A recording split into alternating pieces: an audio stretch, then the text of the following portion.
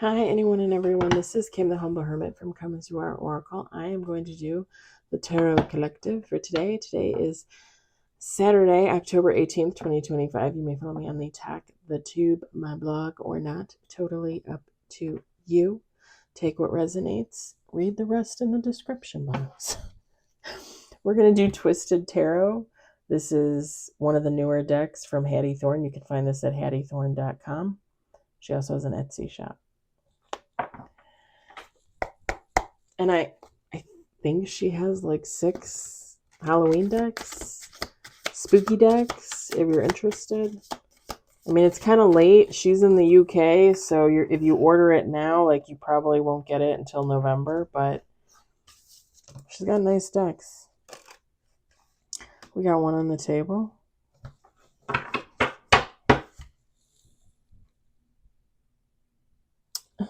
Oh, I just had that card in the other reading. We got 3 on the table.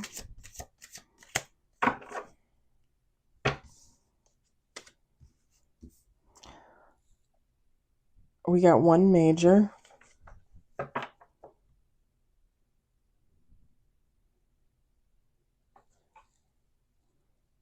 Okay, this might not be a love reading.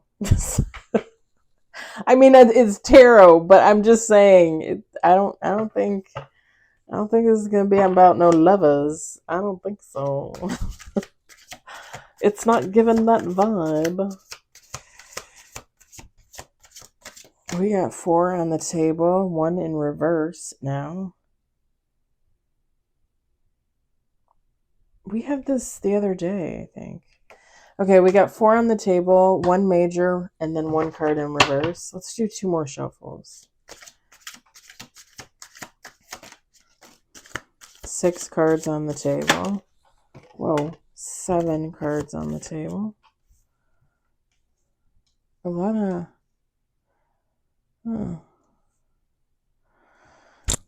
of cups. Okay, I said no lovers, and then what comes out? 2 of cups. I don't usually tell you guys that, but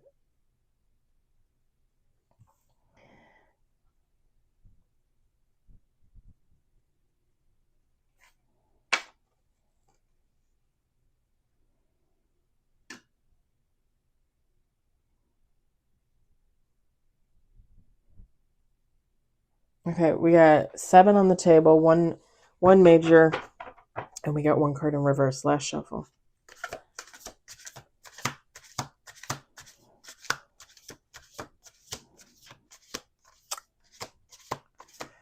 Look at this. I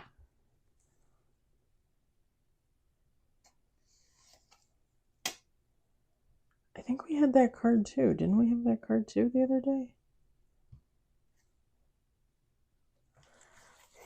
Let's tap it. Oh, get out of here.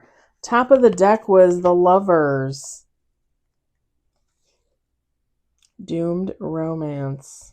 I mean, it's Halloween tarot. It's a little spooky, right?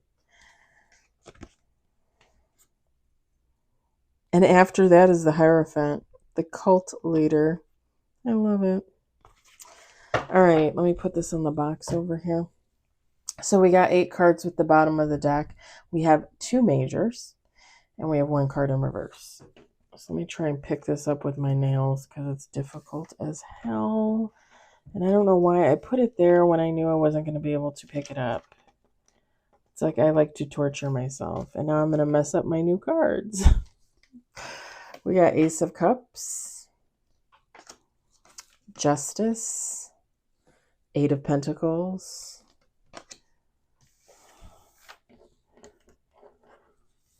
we got the Page of Cups in reverse, we got the 7 of Pentacles, the 2 of Cups, like I said,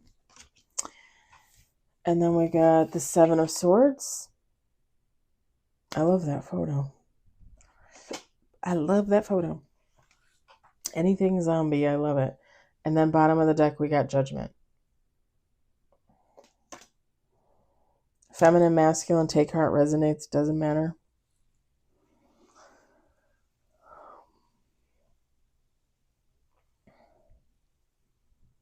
So this is the thing. When the Ace of Cups, the Justice card, and the Eight of Pentacles fell out, I just kept thinking,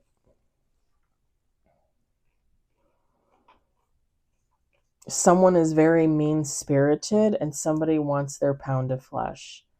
Like somebody seeks vengeance for something. And they're mad. Like they're mad. Like this is somebody like, when I say vengeful, like I mean vengeful. Like they're pissed the fuck off.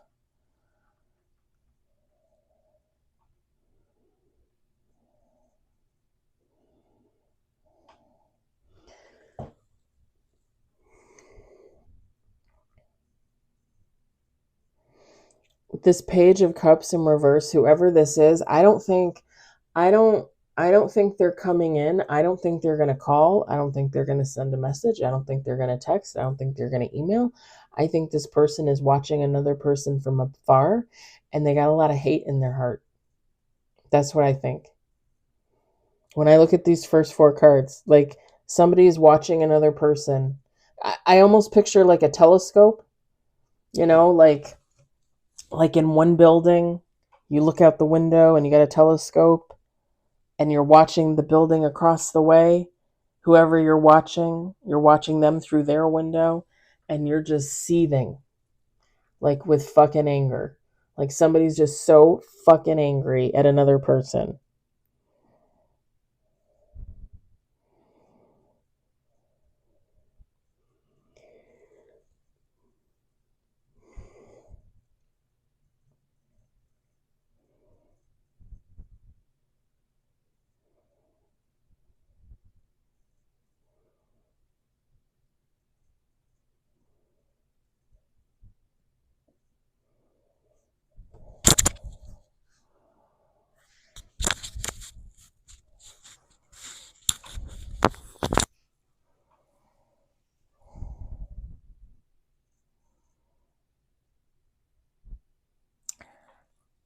The Seven of Pentacles, this Two of Cups, the Seven of Swords.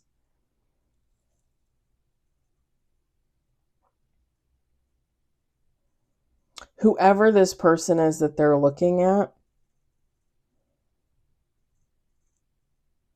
this is someone that has their hands in a lot of different things. So this could be someone that like, and I don't want to toot my own horn, right? But I'm just going to use my example because it's kind of easy. You know, like the last 2 years I've been working on myself, I've been healing. I've been doing a lot of stuff on and off.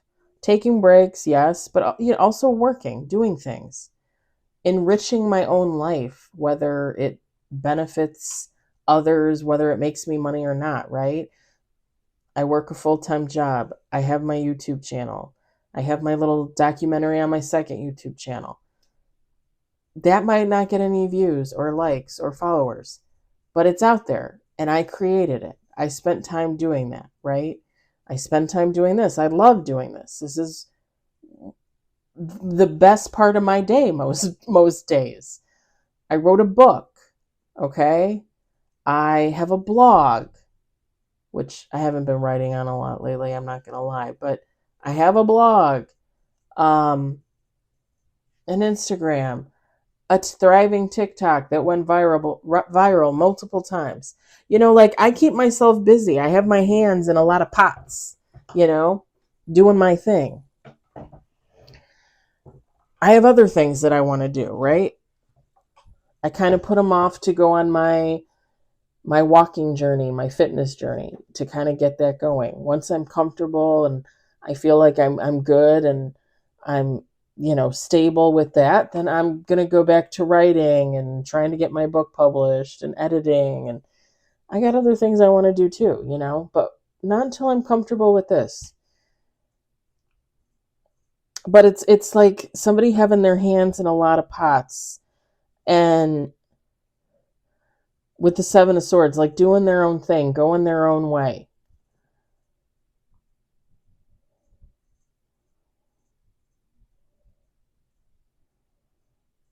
With the Two of Cups,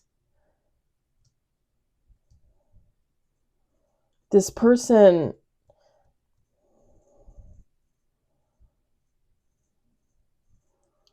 So there's two things going on here. So with the Two of Cups, this person might be looking for love, chasing love, waiting for love, right? Like waiting for their soulmate, something like that. The person that's angry, the person that's watching with the Seven of Pentacles, they want to dismantle that. When I read this card to you guys, when I said Seven of Pentacles and I looked at the description on the card that Hattie Thorne put on there, I heard dismantle. Like somebody wants to dismantle this other person. It's like they want to dismantle their life. Like whatever they have going for themselves, they want to make sure that it falls apart. They want to make sure that they don't get anything else. Who the fuck does that? Who the fuck wastes their time? Can I just say something? I'm going to say something. Because I haven't talked about it in a minute, but I had a few things go on at work in the last week or so.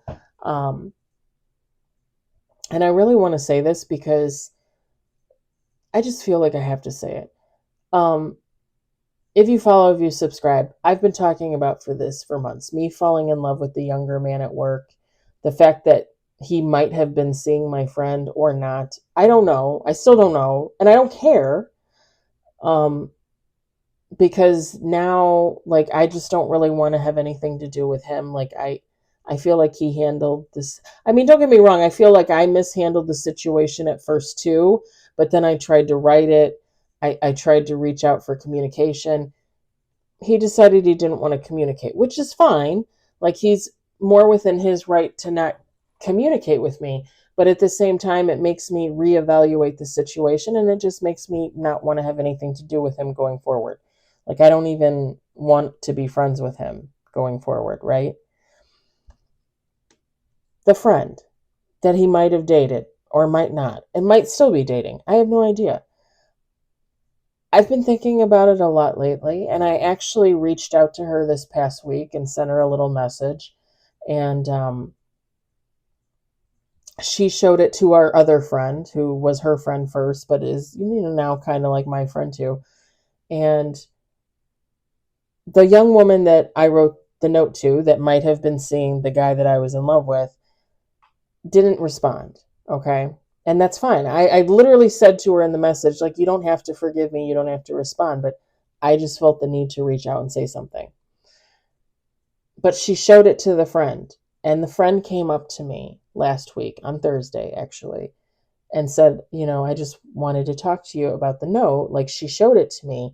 And she's like, I gotta really tell you that, like, I think it was really nice of you to go out of your way to do that. I think it's really nice that, like, you admitted to things, and, like, you admitted, like, you had made some mistakes, but that you're human, and, you want to learn and grow from your mistakes and move on, but you wanted to reach out. And I told her, like, I still love you. I want the best for you. And it's funny because when I look at the situation now, like, I would never want to be this person. I would never want to see my friend with the guy I was in love with and be like, oh, I'm going to meddle in that. Like, I was in love with him. I was supposed to be with him. I'm going to meddle in that relationship and I'm going to fuck it up. Like, I would never do that on purpose. Never. And I always assumed that, even when I told her at the beginning, like, oh, I have a thing for him, and it seemed like she was upset because it seemed like they were together, right? I told her, like, I had literally told her then, like, you go do whatever you want to do. Just know that I can't be a part of that. Because I wouldn't want to, try to be a part of that, try to be her friend in that situation, and then, like, ruin it from the inside. You know what I mean? Like the enemy within kind of thing. Because I would never do this kind of thing. Me looking at them and being like, oh, I'm going to dismantle your relationship from the inside out. Like, I'm going to put worms in his head, and I'm going to put worms in your head, and I'm going to make sure it never works. Like, I would never do that. Even though I don't want to be a part of it, I would never, like, to me, that's like, to deliberately do something like that, to me, that's fucking evil. Like, that really is just fucking evil. Because at the end of the day, like whether I ever want to have anything to do with him, which at the moment I don't, I love her and I want the best for her. And I want her to be happy. Like if he literally made her happy and that's what she wanted to be with, then by all means, I would support her in being happy. Do you know what I'm saying? Like I'm adult enough to know, like, she deserves the world. If she thinks that's the world, then she thinks that's the world. There you go. Congratulations.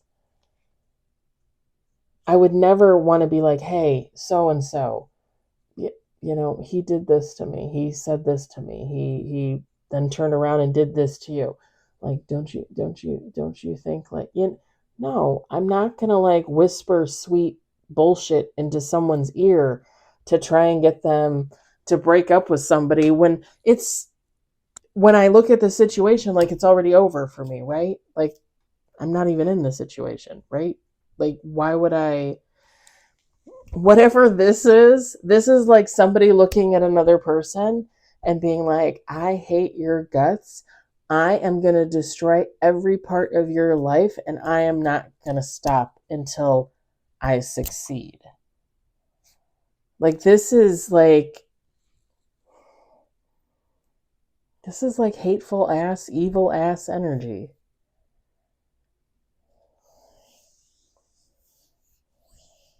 And it's sad because whoever this is, like they're going to get judgment, right? But they're trying to bring judgment upon whoever this person is that they're watching. And it's funny because on the Seven of Swords card, Hattie Thorne put on there the undead rogue. And when this card fell out, that is literally the only word that I saw is rogue. And I don't know if you remember, but is it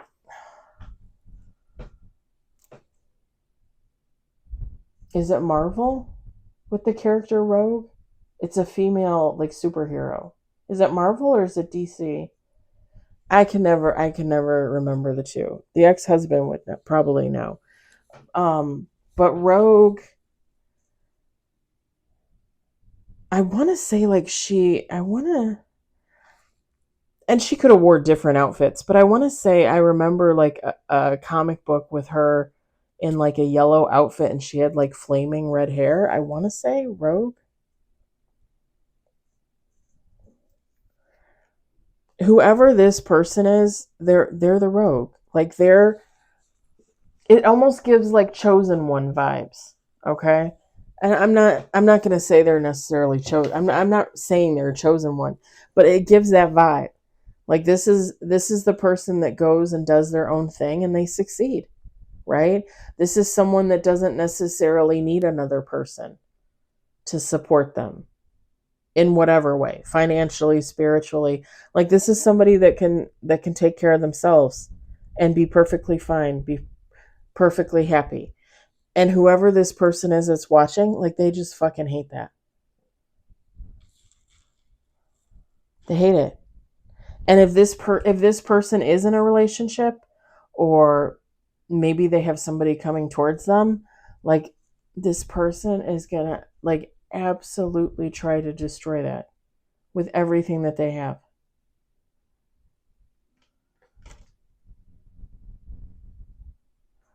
Like I said at the beginning, they want their pound of flesh. Like there's something about them wanting like some kind of revenge. And I don't even think, I mean, could this rogue person have done something to this other person? Yeah, sure. They could have,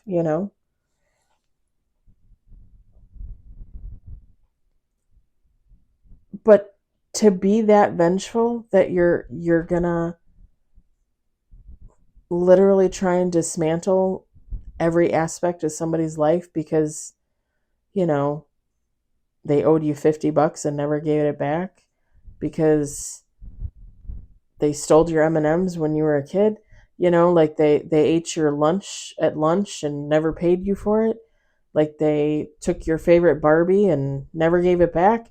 Like I'm just thinking of like a million things that somebody could do to you to hurt you, steal your boyfriend, your girlfriend, talk bad about your mom. Like, I mean, all the things that somebody could do to you, and you feel like it justifies ruining somebody's life.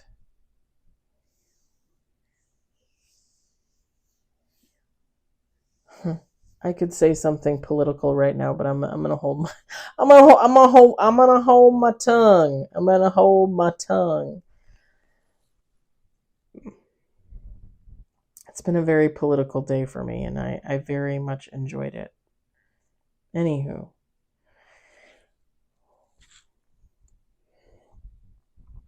yeah, whoever this is, they think it's like it's almost like somebody trying to dole out karma when it's not your responsibility. God doles out karma. God decides people's karma, right?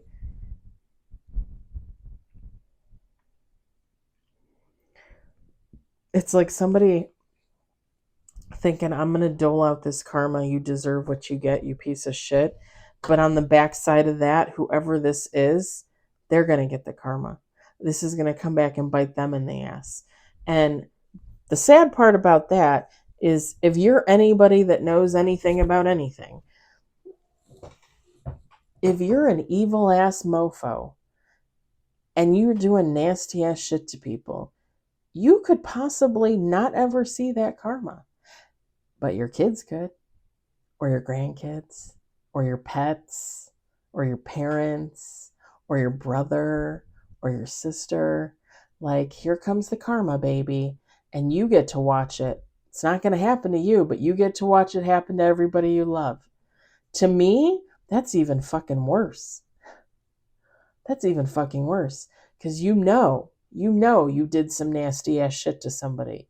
And now you get to watch all your loved ones fall. Can you imagine that?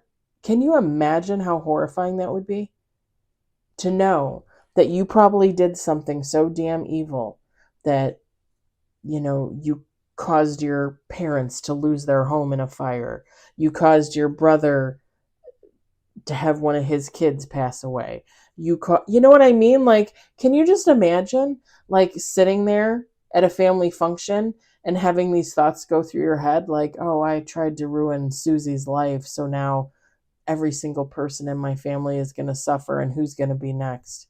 Can you imagine that? The sad thing is, I don't even know that this person would care. I don't even know that they would care. I would care. That would that would be horrible. I said horrifying. It really would. It would be horrifying. Like, I stole Janet's favorite pen and lied and said I didn't, and then I used it for 2 years right in front of her in class, and she couldn't say anything because I had already been proven and vindicated that I hadn't stolen it. And then I don't get karma for that, but my kid does. I would feel horrible. I would feel, and I know that was a dumb example, but I'm saying, like, that would be horrible. That'd be horrible, you know? Or okay, like I said, I don't know did I say it in this reading, or did I say it I think I said it in the last reading, in the oracle reading. I was, if you subscribe, you know my personal story. I talk about it all the time. When I was going through my separation, before the ex-husband and I finally agreed to separate and get a divorce, I was already cheating on him. I wasn't sleeping with anybody, but I was talking to other people, meeting other people online and talking to them, thinking, I guess, in the back of my mind that I would have a relationship lined up for when the divorce was over. Can you imagine me not getting karma for that? And then I turn around and my kid is, like 30, and all of a sudden their spouse cheats on them and they have to get separated and divorced. Can you imagine me thinking, like, oh my God, that's because I did that to your father? Can you imagine thinking that and feeling that? That'd be horrible. Horrible for the kid, and horrible to feel like, holy shit, I fucked over them, so now you're getting fucked over. But see, that's the thing. Good people would feel like that. Good people would feel horrible. Like when I cheated on my ex-husband, I felt like shit. I felt like shit. And yeah, it wasn't until he confronted me and like put it in my face like, "Hey, you're cheating on me," that I was like, "Holy shit, I'm cheating on you." Because when I was talking to other people, I wasn't really thinking about it. And then when he showed it to me, it was like, I can't even believe I'm doing this. Like, I can't.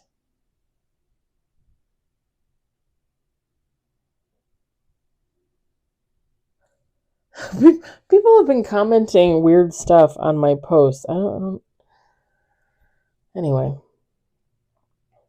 Because I even stopped, like, looking for another person. And then we decided to separate, decided we were getting a divorce. And then the ex-best friend hooked me up with the guy that she was secretly seeing. And that's when I technically really cheated. But I mean, we were already going through the divorce and everything by then. Yeah, yeah. I mean, that was horrible. That was horrible. I can only imagine what it would be like if we had had a kid and now them as an adult, right? The same thing happened to them, and I'd be like, oh, it's karma for what I did, you know? That would make me feel like shit. And then, like I said, that's the thing. Like, good people feel like that. When they do stupid shit, like, they feel like that, you know? And that's part of the karma in and of itself, too, when you think about it. I think I was talking about this the other day. Something similar. Because that's the karma, is you watching somebody else you love go through it and being like, holy shit. Like, I did that? It's horrible. You know? Ugh. Ugh. Ugh.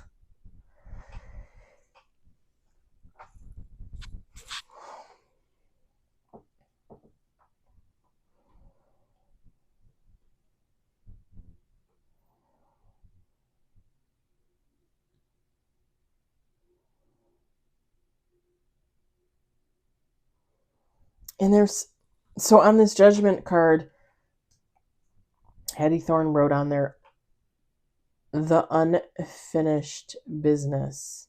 The unfinished business. Whoever these two people are, know each other. There's something about them knowing each other. And this person watching them, this other person, and just like hating them from afar. Hating them.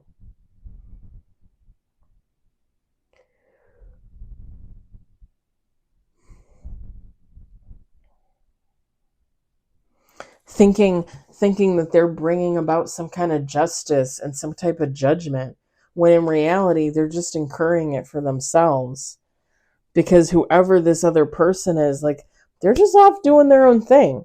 Like, they shouldn't be anybody else's business. Just like whoever this vengeful person is, they should be off doing their own thing, living their own life, and not worrying about anybody else. I was just talking about this with my friend today at lunch. Like people just cannot mind their own fucking business. Like, seriously. You don't need to be in somebody's business 24/7. You don't need to be watching somebody's shit 24/7. Even if somebody posts 24/7, you don't need to be a part of that 24/7. Like, that's like, I I I don't know. That would be like, me posting, because I've been posting to my Facebook a lot, and for a while there, I didn't post anything to Facebook for like, what, like 2 months, 3 months? What was that, like spring-ish? where I didn't post anything on there. And then like the past couple months, like I've been posting all kinds of shit on there. It would be like somebody looking at my stuff and being like, it's like you don't have to look at it. You can go look at other things. You don't literally have to read everything that everybody puts out, and you don't have to let it piss you off.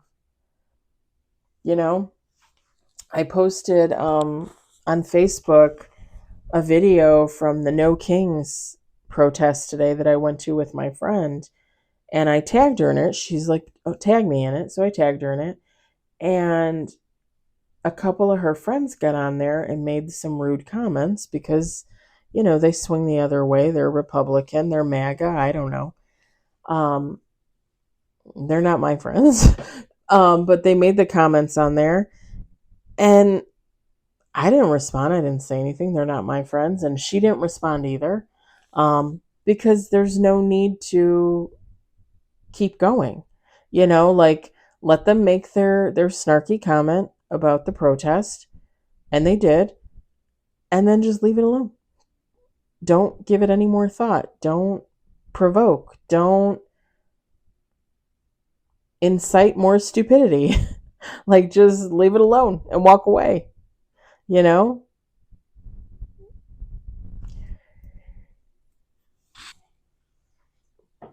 Pardon me. All right, I think I'm going to leave it there. Like I said, there's nothing, I don't know what anybody would do about this, because this person is not going to reach out and say anything. Like, they're literally just like either watching somebody on social media or possibly getting information through like a mutual friend or family member or something. Like, they're just keeping tabs on somebody when they don't need to be. And it's like hateful energy. And quite honestly, we probably all have at least one person like this in our life, in our lives. Whatever. I'm leaving it there. I hope it resonated or not. I hope it was entertaining. I hope you enjoyed it. I'll talk to you later. Bye.